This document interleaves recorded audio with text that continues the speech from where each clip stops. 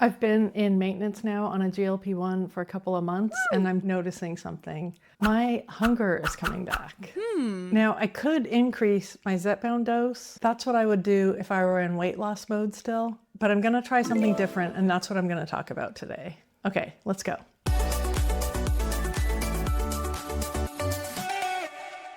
If you're new here, hi, I'm Bobby. And if you're not new here, welcome back. I have been documenting my GLP-1 weight loss journey after menopause for the past 18, 19 months, and I'm glad you're here. Real quick, I am not a medical doctor, and although I'm a therapist, I'm not your therapist, so none of this is medical or mental health advice. I'm just sharing my experience and what's working for me. Always talk to your own healthcare providers when you're making decisions for yourself. I've been on 10 milligrams of Zepbound for about 5 months, and 5 months is about how long each dose has lasted until I started to notice that it wasn't quite as effective. So I'm not totally surprised that my hunger is coming back. So it's been a couple months on maintenance, and to some extent, I want to get used to having normal hunger. It's kind of nice.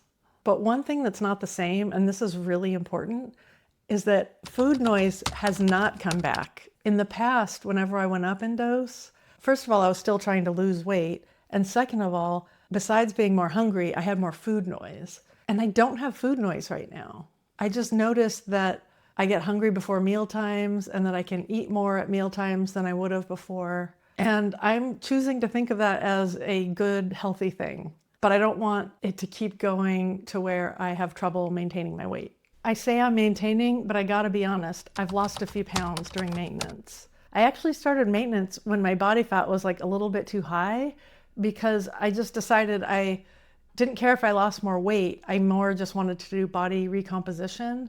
The few pounds that have come off don't totally surprise me, but what I'm more concerned about is that if I lose weight, that I lose body fat and that I just keep getting stronger. I'm tracking my weight using the Human Body Pod, which is a portable body analyzer. It's got medical grade accuracy similar to an in-body scan that you can get at a doctor's office or a fitness center, but it's a portable device you use at home. It breaks down not just weight, but lean mass, fat mass, all kinds of metrics and measurements, which has been helpful for me because the weight that I've lost since maintenance, I'm seeing that I've lost body fat. Also, I'm pleased to report that my visceral fat scooched down another point to 10. Woo! If you've watched any of my past episodes, for all last year, I wanted my visceral fat to get to 12 or below because that's a normal range.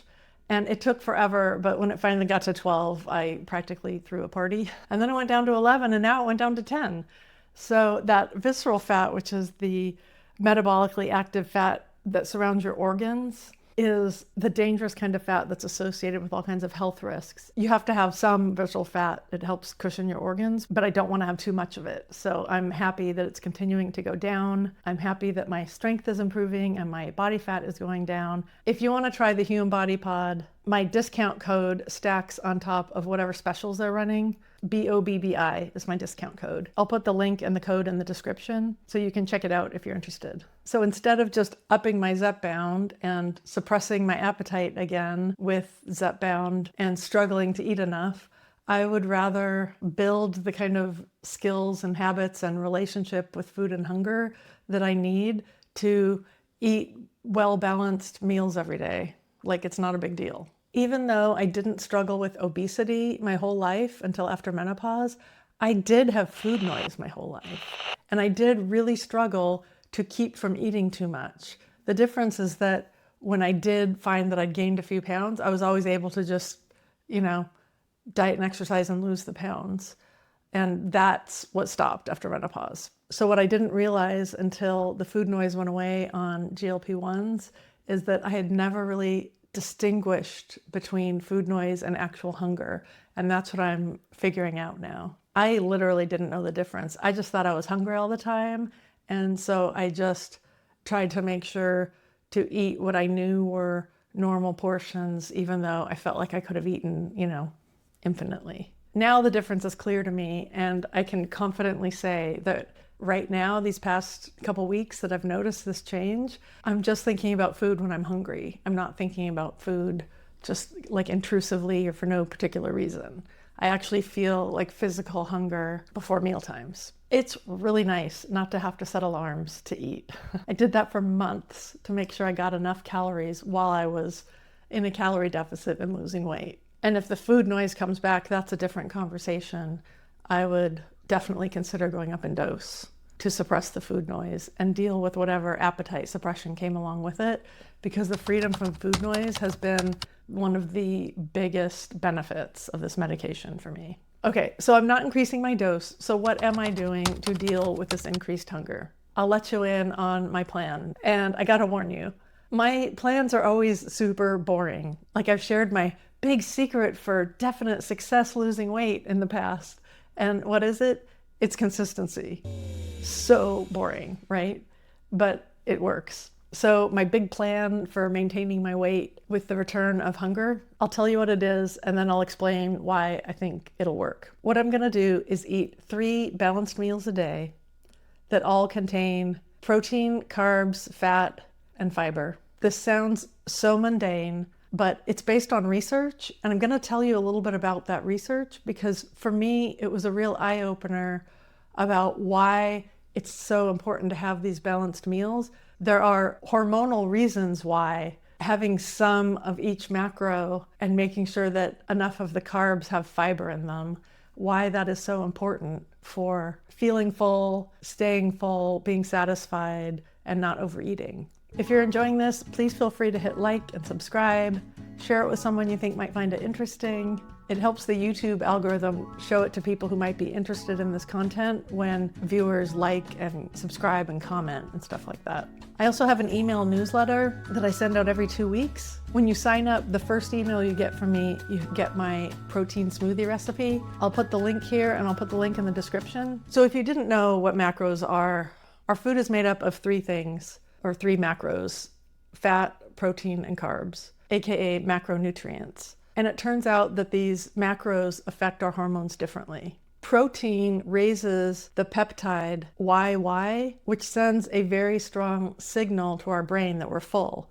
But it takes 30 minutes to get there after you eat your protein. Fat and protein both raise the hormone CCK, which also makes us feel full and satisfied. Again, it takes some time for that signal to reach our brain. Once it reaches your brain, it signals fullness for the next 4 hours. In that 30 minutes before it takes effect, you might eat more than you need to because your brain hasn't signaled that it's full yet.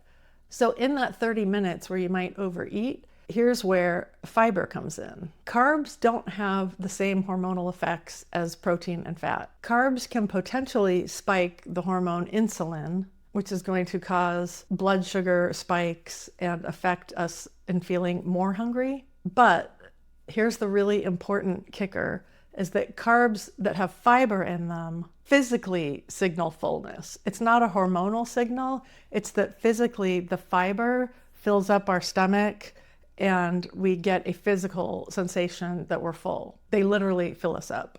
Carbs without fiber don't do that same thing with indicating satiety. That's why you can eat a whole bag of potato chips or cookies or something and not feel full, because those carbs are just messing with your insulin but not filling up your stomach with fiber. So high fiber carbs, think whole foods, fruits, vegetables, beans, whole grains. When they make you feel fuller, it happens faster than with protein.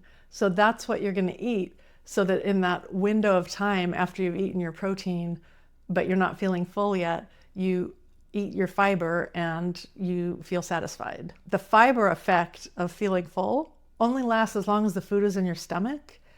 And on a GLP-1, you get a little bit more time, right? Because our stomachs empty slower on GLP-1s. But if you're not on a GLP-1, you've got, half hour to an hour of your stomach emptying where the fiber is going to help you to feel full.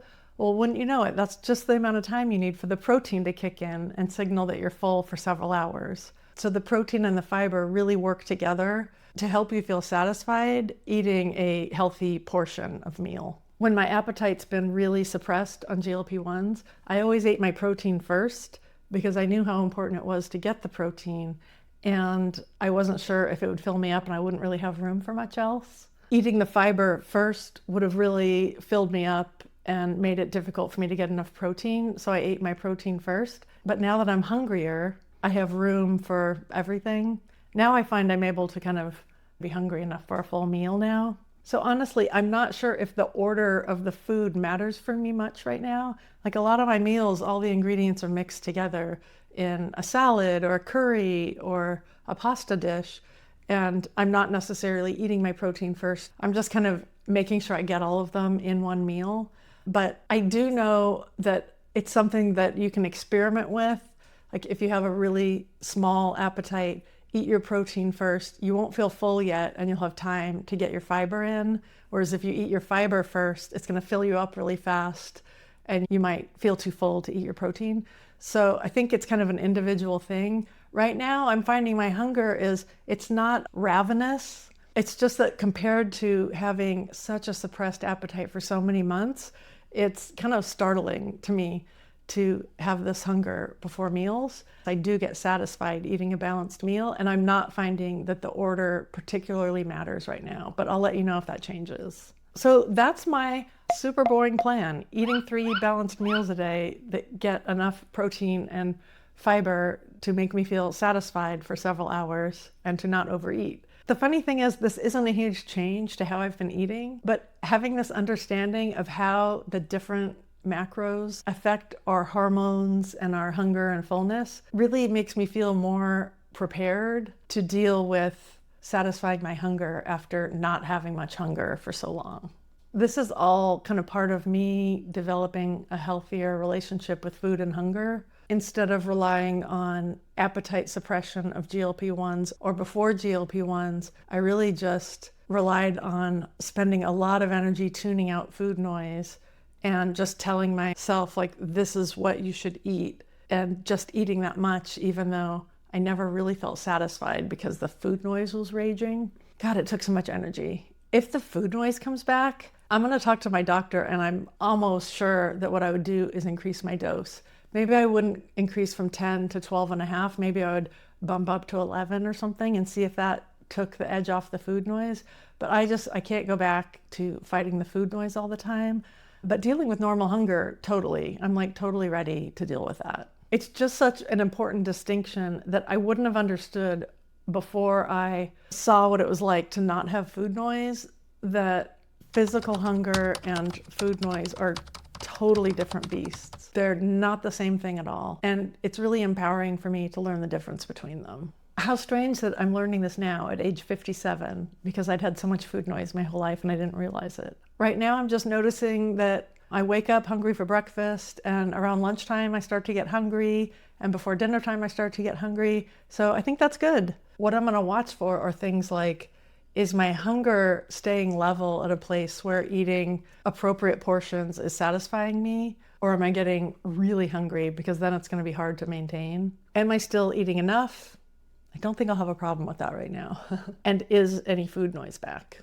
Those are the things I'm going to keep an eye on. GLP-1s are really just one tool. And so I'm working on building other tools around eating habits, so that I'm not just relying on increasing a dose of GLP-1s anytime I notice that I'm hungry. I'd love to hear from you. What do you think about all this? Have you dealt with any of these same issues? If you're wondering more what I eat specifically, take a look at this video next, and I will see you next week. Thanks for watching to the end. I really appreciate you. Bye.